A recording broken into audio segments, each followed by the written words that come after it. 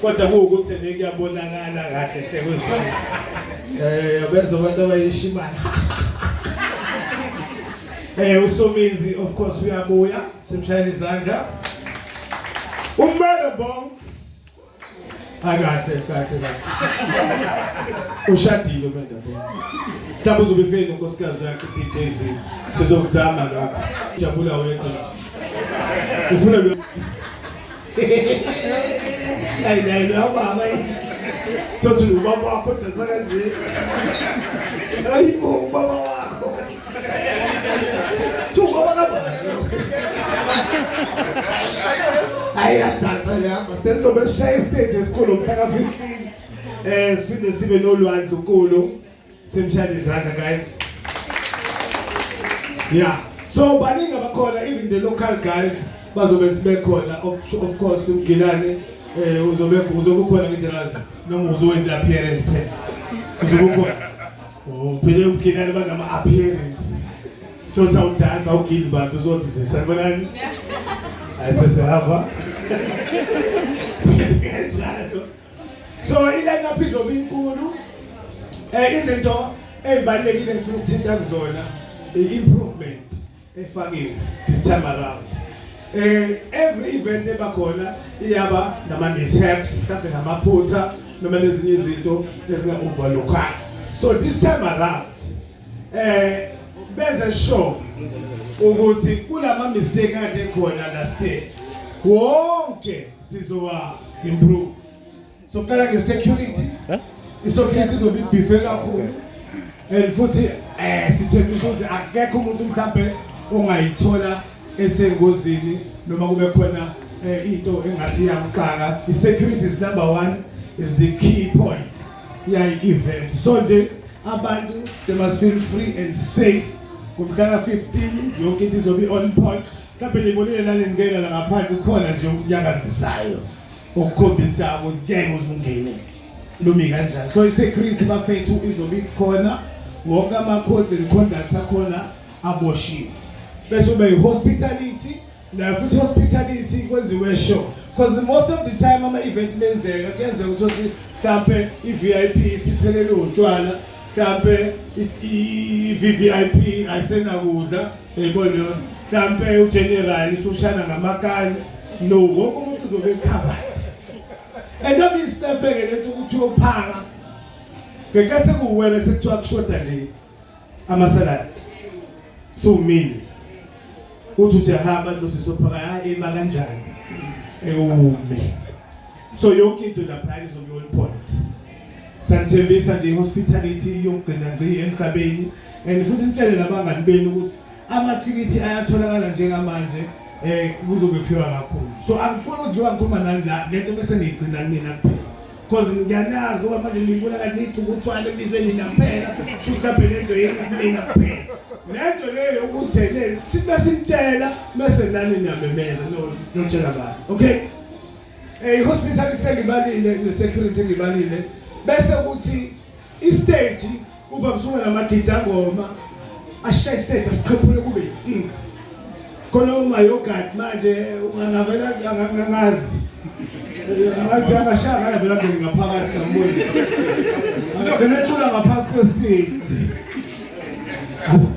so senze show ukuthi i-stage sizoba one of its kind out of this world guys. I'm talking about lights, I'm talking about screens, I'm talking about sound quality, I'm talking about stage esobe si set up there. That's only stage lezenijwaye happening ngibona break off for Tomorrowland nakwezinye one of those biggest stages ezobe zenziwa kamashu umashu bafethu ucela singawuthathi kancane nawe uyayideserve izinto ezinkulu uyayideserve noma setup amakhulu hayi ukuthi njalo so mesenze izinto mase siyakaphe sobukela eThekwini. That is why, that is the whole point ukuthi sinifake la kamashu because yonke into yenzeka kamashu bese ngalifaka bani Coastal Hotel bani hotel kodwa ngoba siqhakamisa and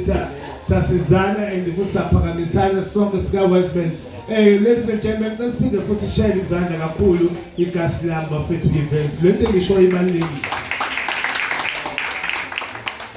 No kuningi ekso improve akona engeke ngikwazi ukuthi ngize ngikubale konke kodwa lezinto ezibaluleke kakhulu ngichathi ngithintile and i-line up nayo akuyona exactly engishilo baningi abantu abazobe bekhona but bengithi nje ngitouch base ngibona ukuthi ngempela kuyasetshenzwa.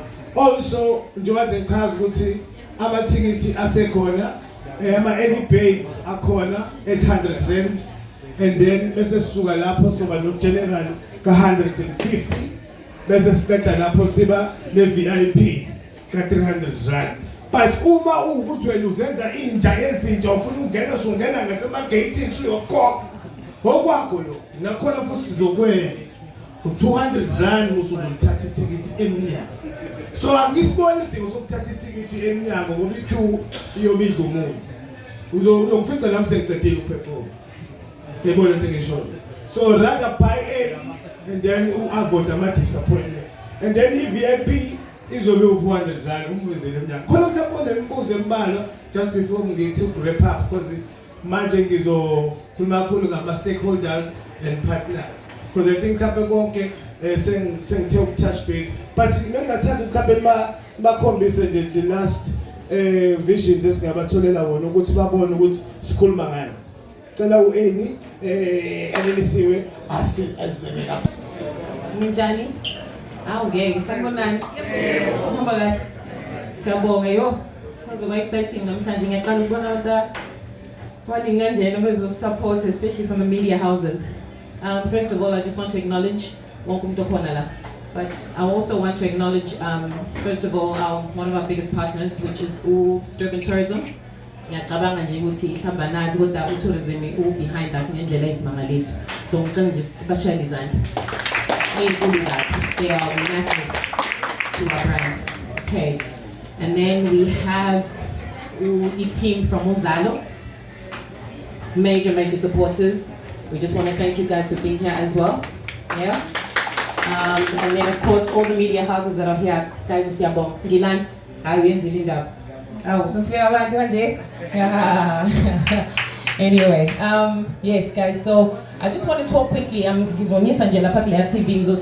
gather around. There's a couple of videos that I want to share with you. But before I share those videos with you, I just want to speak on the man behind the brand, the man behind Ikaslam events. But he also fly motion uzosista kancane ngehistory. Mina ngifuna ukunikombisa the man behind the brand. You guys are all journalists, you guys are all people of amaphepha, media houses, so you know the importance of the brand. This is our brand.